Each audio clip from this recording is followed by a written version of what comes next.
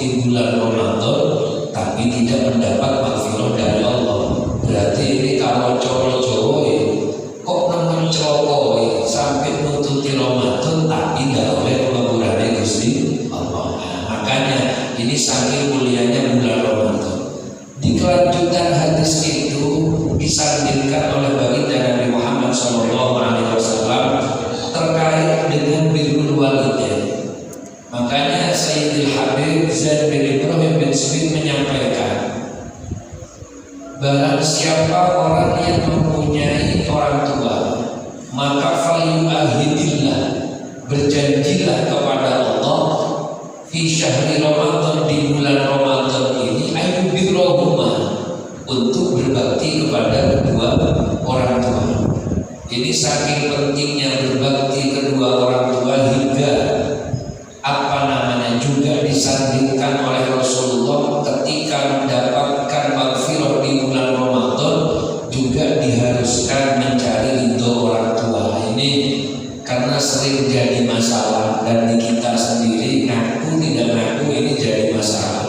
Kita lebih mendahulukan penghormatan penghargaan kepada istri kita tapi jarang menghiraukan kepada orang tua kita. Ini kesalahan besar. Makanya bagi para ibu-ibu, perintahlah atau dukunglah suaminya untuk berbakti kepada orang tuanya, bukan malah menghalangi bakti suami kepada kedua orang tuanya. Saya sering dari dulu menyampaikan di masjid ini, di Masjid Al-Fajar, sering merembuk bagaimana yang terjadi kepada sahabat Al-Qamah ini tidak sholat di Masjid Al-Fajar, tapi sholat bersama baginda Nabi Muhammad SAW. Bukan didoakan para ustadz, para kiai, tapi Sayyidul Thaqalain Rasulullah SAW. Bagaimana kisah dan cerita riwayat yang nyampe ke telinga kita. Al-Qamah susah menyampaikan kalimat tauhid di akhir hayatnya, tidak bisa dan tidak dapat. Lisannya mengatakan la ilaha illallah Muhammad Rasulullah. Kenapa? Ternyata diselidiki Rasulullah akhirnya mengetahui sabab-musababnya adalah orang tuanya pernah tersinggung dan tidak ridho terhadap apa yang dilakukan oleh Al-Qamah. Padahal Al-Qamah tidak sengaja. Beliau sahabat Al-Qamah ini sahabat Rasulullah, orang yang luar biasa hebat, membawa makanan.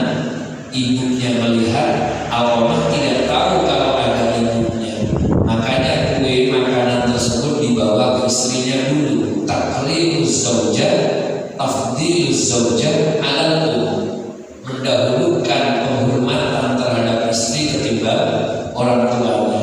Ibunya ini tersinggung. Kalau orang Jawa bilang, kok umpama didramatisir seperti bahasanya orang Kebojandi atau orang Badan Betan, oh iya nak, peanis iso turu jajan gawa jajan, ibu ndak ditawani nak, malah dibawa nang bojomu dhisik. Dari itu ibu nak, loro hati ibu. Nah ini ibunya kok umpama didramatisir bahasa Jawa, kira-kira begitu ungkapan tidak ridhonya.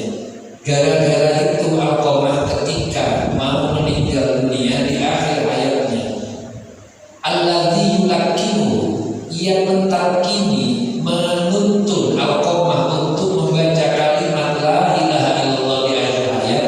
Ini bukan Pak Mudin di Indonesia, bukan Pak Mudin di kampung kita, tapi adalah Rasulullah. Ceket ini lisannya, lengket lisannya Al-Qamah tidak dapat mengatakan la ilaha illallah. Setelah dimintakan ridho kepada orang tuanya, barulah Al-Qamah lancar fasih menyampaikan la ilaha illallah. Dan kita sudah tahu ridho fi ridho walidain, suhtullah fi suhtil walidain. Allah ridho kalau orang tuanya ridho, dan Allah akan murka ketika orang tua ini murka. Makanya di bulan Ramadan, falyu'ahidillah, berjanjilah kepada Allah di bulan Ramadan, ayyubirrohuma, untuk berbakti kepada kedua orang tua.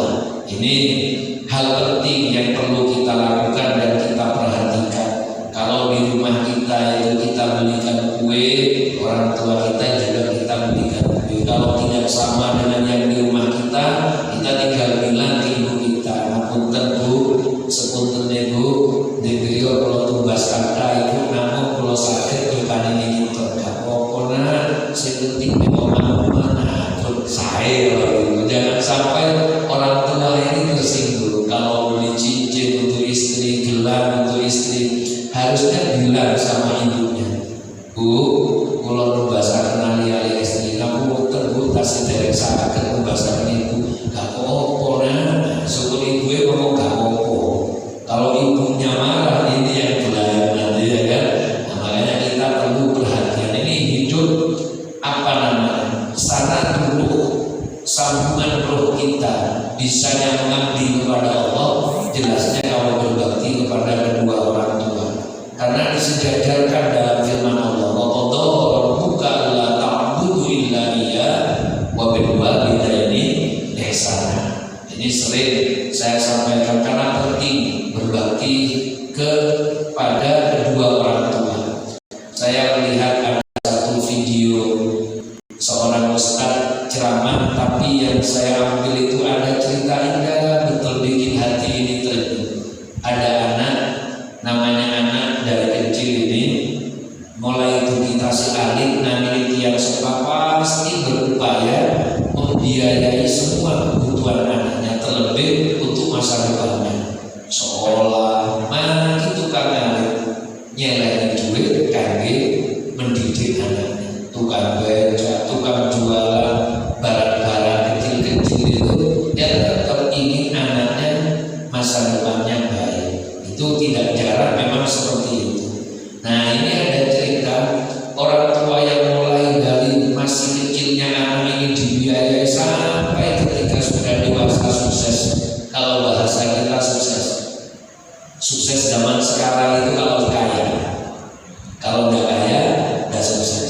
Bahkan kita mensaksikan begini, duyana, duha, tahajud, jamaah lengkap, rawatib dilakukan, tadarus, dalil, sholawat, tapi kerjanya pendapatannya kecil, tidak pernah ngasih uang kepada kita sebagai orang tua. Punya anak, tidak pernah jamaah, sholatnya kadang bolong, puasanya tidak lengkap dan jangkep. Tapi kalau ngasih uang kita 2,5 juta per bulan, kira-kira hati kita ini lebih legoan kepada yang mana? Yang ngasih uang, karena memang sukses itu sekarang uang. Sekalipun di kampung-kampung sudah berbalik arah penilaian barokah. Santri pulang dari pesantren ini divonis sebagai santri yang mendapatkan berkah pondoknya kalau kaya, kalau miskin tidak barokah. Coba punya mobil, rumahnya mewah, megah, terus sawahnya banyak, orang pasti bilang, oh barokah pondok sukses, jadi barokah itu kaya sekarang. Padahal barokah itu tidak ada kaitannya dengan kaya. Kalau barokah ini harus kaya, maka Sayyidatina Fatimah Az-Zahra dengan Sayyidina Ali itu paling tidak berkah hidupnya. Kenapa? Miskin. Kan pernah Rasulullah datang ke dalamnya Sayyidatina Fatimah, diketuklah pintu, kemudian Sayyidatina Fatimah menjawab, man fil khalid, siapa di luar? Ana abuki ya Fatimah, aku bapakku Fatimah. Hal ma'akal rajulun ya Ali, adakah kau bersama orang lain wahai ayah? Na'am ma'imran bin Husain, iya dok, saya bersama Imran bin Husain. Kok umpama bahasa sininya begitu. Maaf ayah, jangan masuk rumah saya dulu. Kenapa Fatimah? Kain yang saya buat, saya pakai untuk menutupi aurat, ini tidak dapat menutupi aurat. Kenapa? Separuh dari kain yang saya pakai dipakai oleh Sayyidina Ali karramallahu wajhahu. Coba bayangkan, kalau kita mertua punya menantu sejahat itu, kalau bahasa kita jahat kita. Tapi bahasa itu bukan orang jahat, karena memang tidak ada yang dipakai separuh untuk Siti Fatimah, separuhnya lagi dipakai Sayyidina Ali. Kalau kita mertuanya ini dibawa pulang anak kita. Tapi Rasulullah ya tidak, malah menghibur Sayyidatina Fatimah Az-Zahra. Ini kan hidupnya melarat bahasa kita. Apa ini barokah? Barokah. Karena barokah itu bukan kaya dan tidaknya. Sama dengan memaknai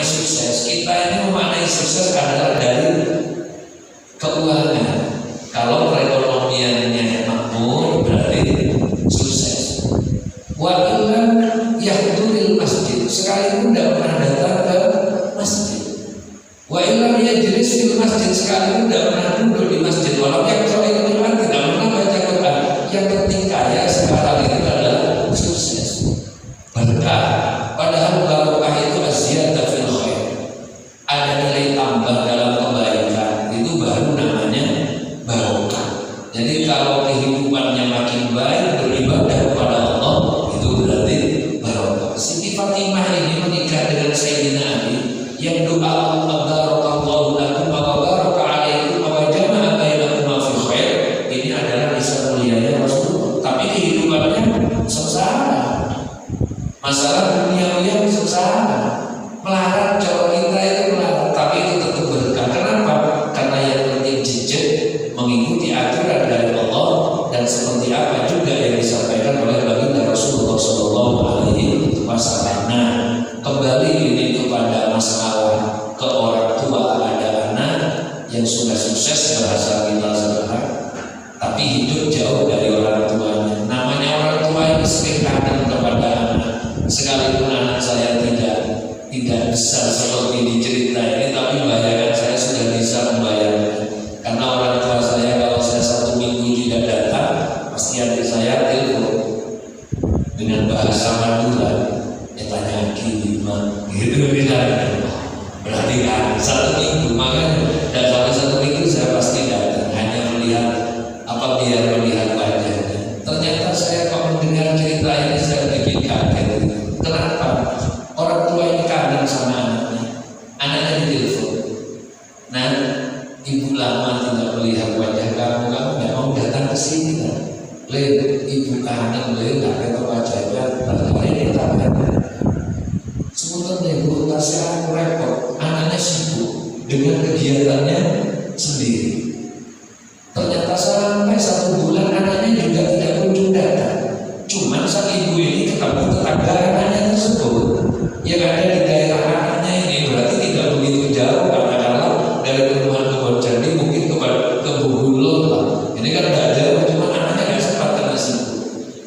Tetangganya bilang, Bu, anaknya sampai di rumah gede bagus sekarang rumahnya, rumah yang dulu itu ya tetap tapi lagi gede. Hanya telepon ini ibu. Nah, katanya kamu sudah beli rumah. Iya ibu, alhamdulillah. Alhamdulillah nah, biar bisa dibuat tempatnya anak istrimu, biar enak kamu bisa membahagiakan anak istrimu. Bilang kayak itu kan seperti itu. Tapi tidak kunjung datang itu. Dapat beberapa hari lagi ketemu lagi dengan tetangga si anak tersebut. Tetangganya bilang, Bu, anaknya sampai beli mobil sekarang, beli rumah, beli mobil. Dapat agak lama beli mobil, tapi anaknya nggak mengunjungi ibunya, dan sempat datang ke ibunya, ditelepon lagi. Nah, katanya kamu sudah beli mobil. Iya, alhamdulillah. Nah, dia bisa rentar anak istrimu kalau ada keperluan apa-apa. Ibunya biasa lah, seperti itu ya. Lama-lama ketemu tetangganya si anak ini, bilang kepada ibunya, Bu, anak ini jenengan itu nonsewu tumbas asu sekarang 2 juta, anjing seharga 40 juta. Buat apa? Menjaga rumahnya yang mewah itu, gak ada orang yang mengganggu, diletakkan di depan rumahnya. Pagi sore dirapi, dimandi, dipakai, diberi, dikawal betul. Oh, harganya 40 juta. Cerita itu tetangganya anaknya itu, kalau harganya 40 juta, pagi sore dirawat. Kalau sebenarnya ketika dari dengan dengan masuknya, soal ibu mati asuhnya. Akhirnya ibu ini ngebet. Nah, jadinya sampai ibu asuh nah 40 juta. Mungkin Bu dapat jadi kriyo Bu kalau iya, tapi aku kata sumpah demi Allah. Kok aku ditakdir nomane kabeh Gusti Allah, kata dicipta nomane kabeh Gusti Allah. Demi Allah aku tidak perlu tadi manusia. Aku ingin jadi asuh. Saya ingin jadi anjing. Karena kalau saya diciptakan lagi jadi manusia, saya hanya menjadi ibu kamu yang tidak pernah dilihat wajahnya. Tapi kalau jadi anjing, saya pasti dilihat pagi sore wajahnya. Jadi kata ibunya seperti itu. Makanya ibu ini, orang tua ini harus dilihat. Di bulan Ramadan, falu'ahidillah ayyubidroma, berjanjilah untuk berbagi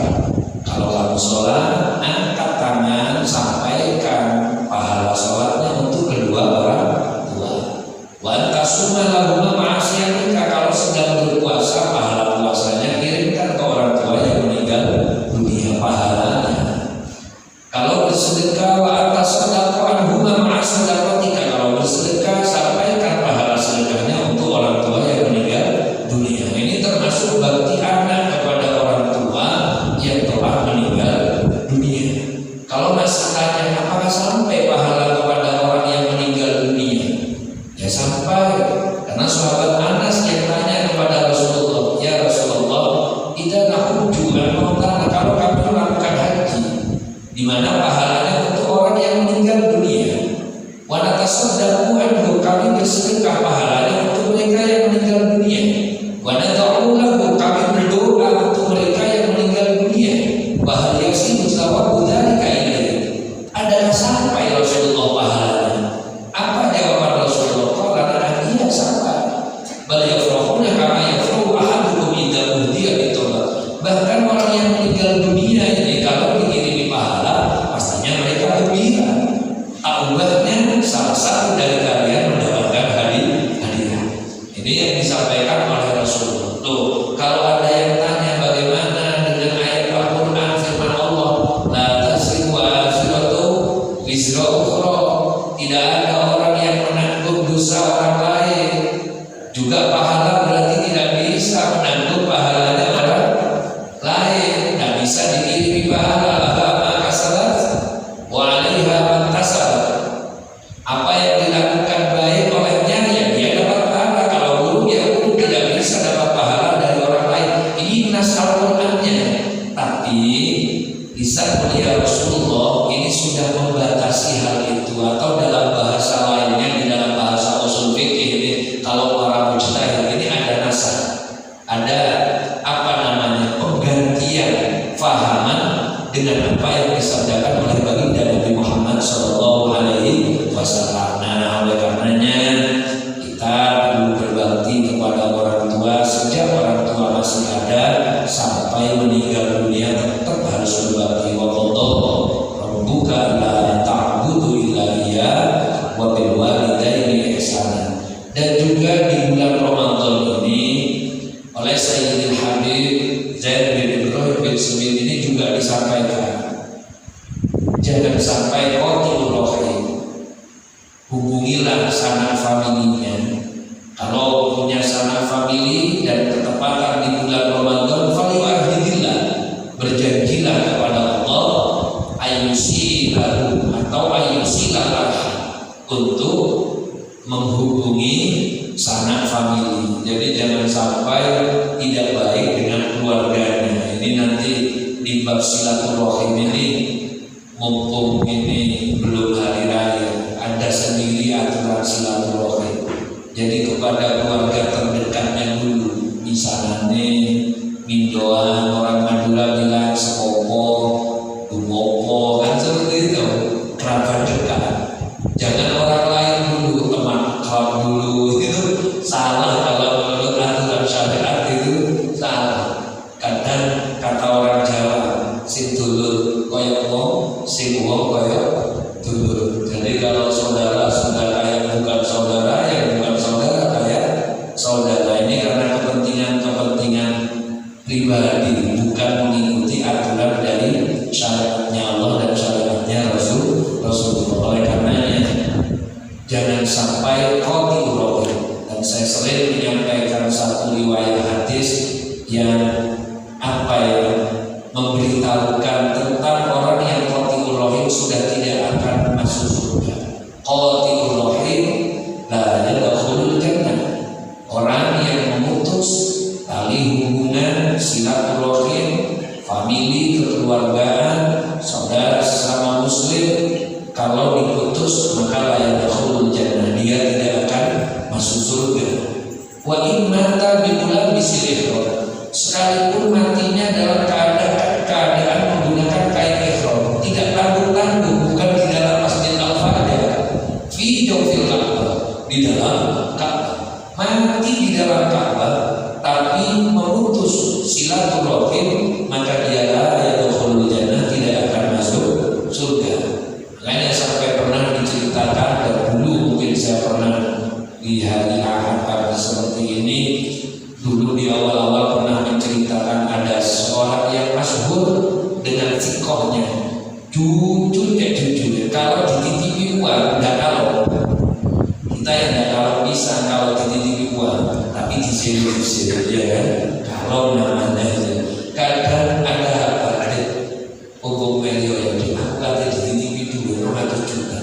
Untuk serong puluh kali itu bulan hari disini ya di sini kalau bayar di jalur kan di itu, kalau kita ke istri langsung gitu. Ini enggak, Sampai-sampai setiap orang yang mau bepergian pasti uangnya dititipkan sama dia. Suatu ketika ada orang yang naik haji, berangkat pergi mau melakukan ibadah haji, titip uang sama dia. Sepulangnya dari haji, ringkes ceritanya, sepulang dari haji yang dititipi ini mati, orangnya mati. Waduh, aku titip duit, aku mati. Akhirnya didatangi istrinya. Bahasa sininya, Bayu, saya sebelum berangkat haji dulu titip uang sama suami sampai tahu ya uang itu di mana sekarang. Lo tidak perlu, dia tidak pernah bilang kalau dititip uang siapa saja tidak pernah bilang sama saya. Mungkin anaknya sampai tahu, anaknya dipanggil, tidak ada yang tahu. Ini uang banyak dititipkan yang dititipi. Kalau saking primpennya sampai tidak perlu kan anak bojo tidak perlu. Ini mau tanya sama siapa?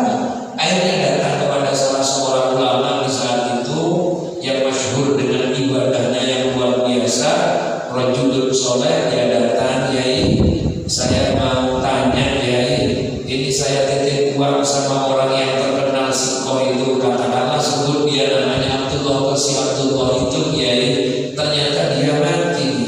Banyak uang kamu yang kamu titipkan? Banyak Yai. Tanya istrinya sudah Yai, dia tidak tahu. Anaknya tidak tahu ya. Oh, karena dia orang baik. Kalau kamu ingin tahu uang kamu di mana dan mau tanya kepada dia, ruhnya orang baik ini bisa dipanggil dari Biru Zamzam, Sumur Zamzam. Kamu datang lagi ke Mekah, datang ke Sumur Zamzam. Berarti ini bukan orang Indonesia. Karena kalau orang Indonesia mau kembali lagi ke Mekah ini harus menunggu 17 tahun. Ini langsung pergi lagi ke Mekah. Sesampainya di Sumur Zamzam dipanggil kok umpama namanya Abdullah, dipanggil Abdullah, tidak ada jawaban sama sekali. Kaget. Ini orang kan orang ahli ibadah, orang jujur, orang siko, masyhur dengan kebaikannya, tapi arwahnya dipanggil dari Biru Zamzam, Sumur Zamzam, pun tidak jawab-jawabnya. Pulang datang lagi ke Kiai itu, Kiai tidak ada jawaban, Kiai betulnya itu jawaban kalau panggil dulu Biru Zamzam. Oh, lain lu tidak bisa dipanggil teko Sumur Zamzam, peang teko nang Yaman, lo jenenge Biru. Orang sana mengatakan Burhut itu kan Biru, sama dengan Bir Ali, itu aslinya Biru Ali. Tapi ala riwayat kabar Ali, tempat pengasingan Sayyidina Ali. Ada yang mengatakan Biru Ali, di situ ada sumbernya Sayyidina Ali. Nah ini Burhut berarti Biru, sumur sejak masa Nabi Hud. Itu ada dia datang ke sana, dipanggil Abdullah jawab, nggih, itu nopo? Lo Abdullah duit setati kena sampai anakmu di bojoku ndak perlu, anakku ndak perlu. Oh, itu dengan ciri dia pulau. Jangan langkah 3 langkah ke depan, terus nanti 3 langkah ke kanan, 3 langkah. Jangan kedut ini pulau sing pernah mulai jenengan. Oh, pripun anak bojo ndak perlu, jujur dengan jujur. Ahli ibadah. Tapi orang ini sebelum pulang tanya, Mufti Abdullah, sebelum saya manggil kamu dari Biru Hud ini, saya sudah memanggil kamu dari Biru Zamzam. Soalnya saya dikasih tahu ruhnya orang baik ini bisa dipanggil dari Sumur Zamzam. Tapi nanti kalau haji kita tidak perlu datang ke Sumur Zamzam manggil tonggoy siji-siji untuk mengetahui wah berarti kita perlu dari mana. Tidak usah begitu. Ini tidak usah buat tes-tesan ini kan. Tapi sekarang susah masuk ke Sumur Zamzam itu.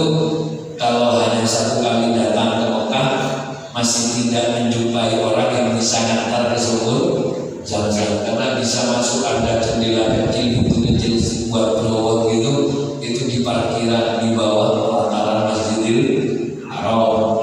Kalau haji pertama mau sekali toleh awalnya menuju Sumur Zamzam, misalnya ibadah saja ya kan.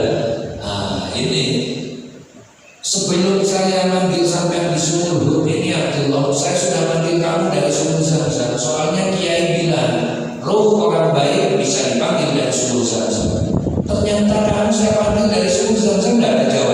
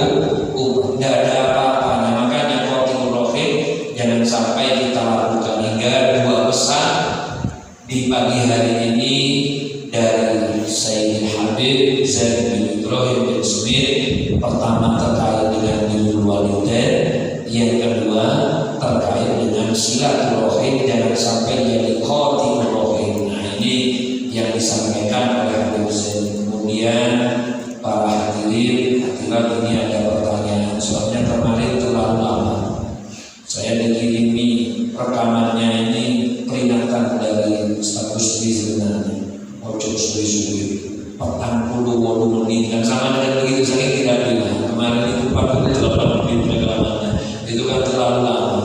Makanya kalau zaman sekarang bergerak berarti betul.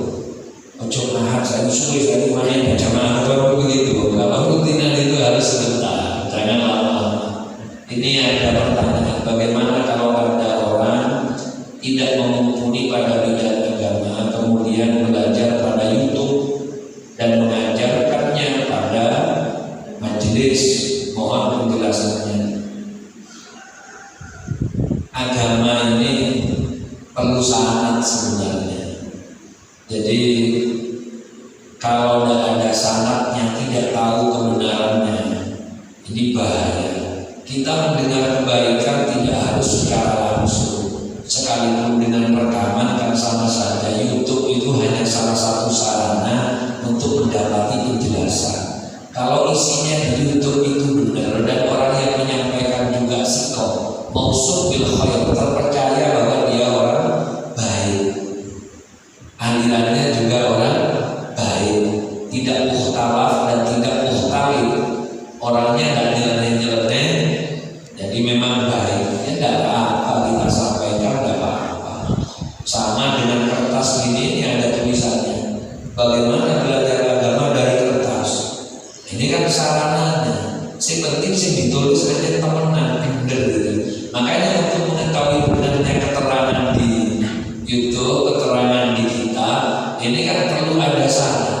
Kitab apa kira-kira, buku catatan agama apa yang kira-kira bisa kita jadikan patokan. Penjelas-penjelas di YouTube itu siapa saja yang bisa kita ikuti, apa semuanya. Sekarang ini pegang tulisan di depan, syutingan diletakkan di depannya tulisannya, bicara kayak orang ngerti-ngerti ya banyak kan, interaction itu kan banyak, akhirnya kayak orang alim gitu ya. Kita yang lihat di syutingannya bersih, kayak tidak ada tulisan di depan, padahal tulisan buat kayak apa aja di wajah diterang itu besar tulisannya. Ya ayyuhalladzina amanu itu sangat jumai. Sebelum itu dibaca sudah dikasih tahu nanti begini nih keterangan banyak. Itu kan settingan itu namanya. Nah makanya kita perlu belajar itu harus tahu urut-urutan. Takutnya luput atau salah ternyata siapa dia. Ini kan tidak bisa. Kalau ada penjelasan man la syaikhullah fasyaihuhu, syaitan yang begitu. Man la syaikhullah barang siapa yang tidak punya guru, man la syaikhullah fasyaihuhu, syaitan itu di bidang thariqah. Thariqah itu kalau bahasa orang Jawanya suluk. Nah, bahasa Jawanya suluk itu nambah, menuju usul nyampe kepada Allah. Ini tidak gampang. Makanya jangan ikut-ikutan yang gitu. Kelasnya kita dohir-dohiran, ya kapan keluar dohor, ya wis sholat dohor. Nggak usah orang setuju ini yang Gusti. Oh, tutur bendi lah padahal itu ya tuh. Orang-orang wis tutur, masya Allah. Ya masya Allah. Oh, lah, nggak usah gitu-gitu. Lihat thariqahnya orang-orang kuno itu nggak sampai dibicarakan. Makanya kalau lihat di YouTube, ma'rifat billah ini tidak bisa dibicarakan. Aku ma'rifat, mau tidak bisa. Wali itu sendiri tidak tahu kalau dirinya wali. Kadang seperti itu, maksudnya kelasnya. Kalau cedek ada kumpulan, memang ada apa markasnya itu Jawa, tapi tidak tahu daftarnya sudah itu bukan tentara mana ada jadi wali kok daftar itu di majelis suluk. Kalau nyampe baru nanti sama tempatnya. Tapi udah cerita-cerita nanti perlu wali sopan dengan orang pulang tidak ada wali penampilan begitu kan. Sekarang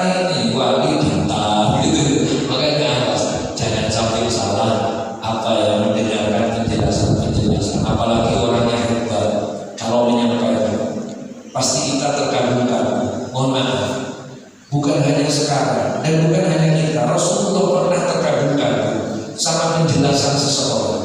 Tapi hanya Rasulullah, tapi karena Rasulullah yang tidak salah, karena langsung mendapatkan wahyu dari Allah. Apa wa minan nasi, dawuhnya Allah kepada Nabi Muhammad, wa minan nasi may yujibuka qawluhu fil hayatid dunya wa yushhidullaha ala ma fi qalbi padahal wa huwa ala hisab. Muhammad, wa minan nasi, orang di antara orang-orang itu Muhammad, may yujibuka qawluhu fil hayatid dunya, orang yang dapat memberi kekaguman kepada Muhammad tentang apa yang dikatakan fil hayatid dunya, terkait dengan kehidupan dunia. Bahkan wa yushhidullaha ala ma fi qalbi, dia misalnya memberi kesaksian kepada Allah, wa yushhidullaha ala ma fi qalbi padahal wa huwa ala hisab. Alatul hisab itu itu hanya bersilat lidah. Wajib padahal kenyataan tidak ngono. Itu Nabi Muhammad, apalagi kita dengar ada penjelasan hebat ini. Keliru banget. Kalau Nabi Muhammad nggak sampai keliru, langsung diiringi dengan Allah wa minan nasi may yujibuka qawluhu fil hayatid dunya wa yushhidullaha ala ma fi qalbi wa huwa alatul hisab. Selesai. Karena memang sudah dikasih tahu oleh Allah. Makanya kalau ada pertanyaan ya dari instan seperti ini, ya kalau digoreng instan ya kan, tidak usah ambil, langsung digodok dan ini bumbu cokluno, bumbunya dipasang di piring, digulak, langsung dimakan di instan. Kalau masalah ilmu agama ini tidak bisa di instan, kayak mie instan itu tidak bisa. Belajar harokat itu karena lafaz min saja kita misalkan tahu min ini maknanya dari. Oh enggak, bahasa Arab tidak semua min itu maknanya dari. Min Makkah ila Madinah, dari Mekah sampai Madinah. Tapi min itu banyak, ada yang bermakna ila, ada yang bermakna ala. Ini kalau ngajinya tidak lama, tidak betul dengan seperti itu. Kita tahu huruf hu saja di Al-Quran. Kalau ada hu, lafaz hu itu, domir hu itu mabni dhamma, aslinya begitu, hu semua. Tapi kalau terletak setelahnya iya mati atau harokat kasroh, pasti dibaca ilaihi. Aslinya enggak hu, minhu, lahu, kan begitu. Tapi kalau setelahnya huruf mati, sukun baru dibaca kasroh, fihi, ilaihi, bihi. Tapi di Al-Quran kok ada wa alaihullahu fasayutihi ajron azimah. Kok alaihu? Jadi dalam ini harapan sukun lalu alaihu mau dijawab apa? Salah Al-Quran, tidak malu salah.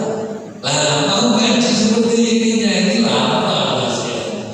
Ada hamzah penulisan Bismillahirrahmanirrahim. Setelahnya basin mim itu ada hamzahnya. Bismillah. Kok hilang?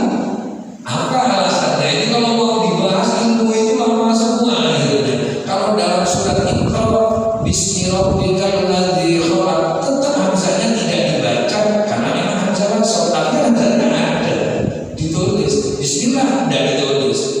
Bismillahirrahmanirrahim. Mana hamzahnya lafaz ismu? Kok langsung bismi? Hamzahnya mana? Makanya bahasa Arab ini kalau pergi pagi-pagi ada sendiri.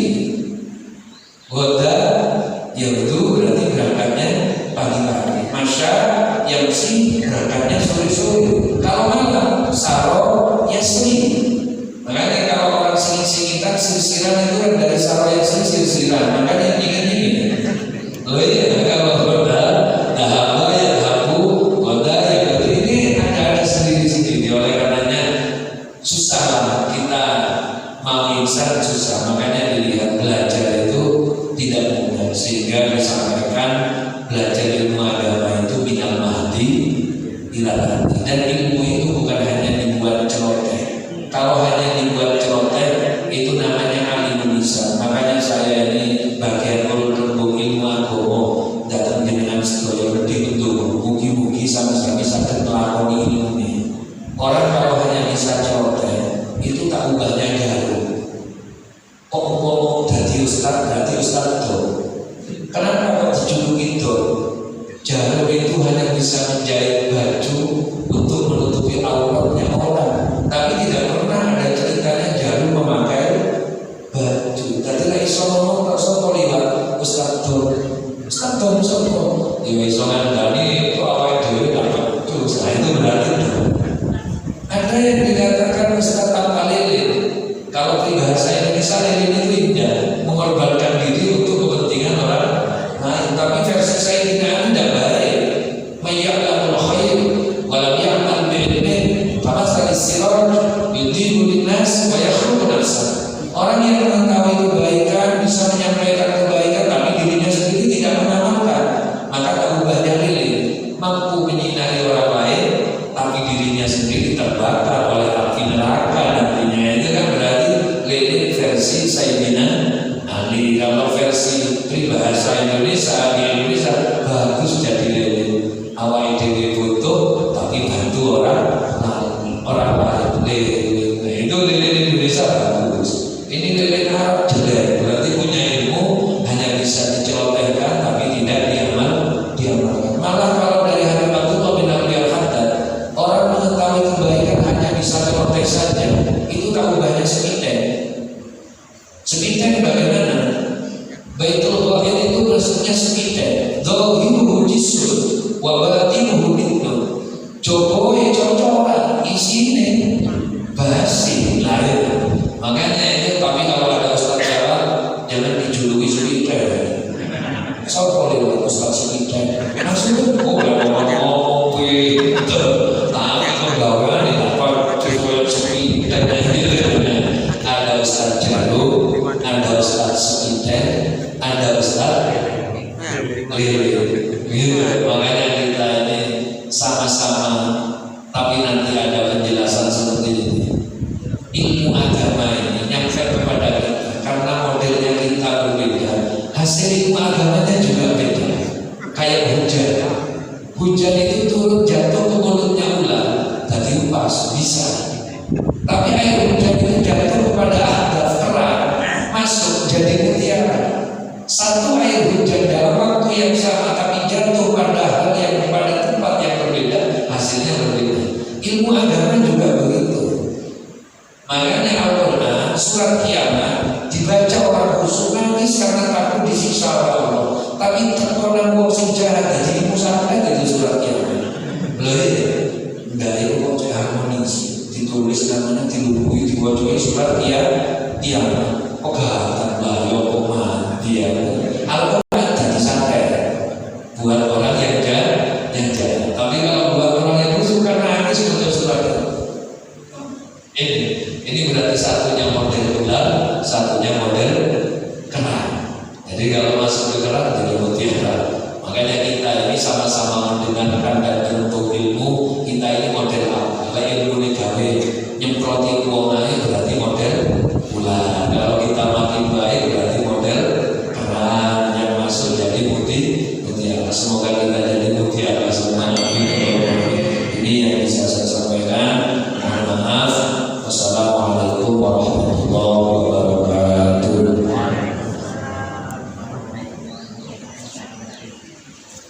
Allahumma shalli ala sayyidina Muhammad alhamdulillahi rabbil alamin. Allahumma ya muhabbil ahwal habbil ahwalana ila ahsanil hal bijahi maula bilal ya aziz ya muta'al wa jannibna min ahlil dalal. Allahumma ya muyassir kulli asir fa inna taysirul asir alayka yasir. Yassir lana umur dunyana wa yassir lana umur akhiratina bi rahmatika ya arhamar rahimin. Rabbana taqabbal minna innaka antas samiul alim wa tub alaina innaka antat tawwabur rahim. Rabbana atina fid dunya hasanah wa fil akhirati hasanah wa qina adzabannar. Subhana rabbika rabbil izzati amma yasifun wa salamun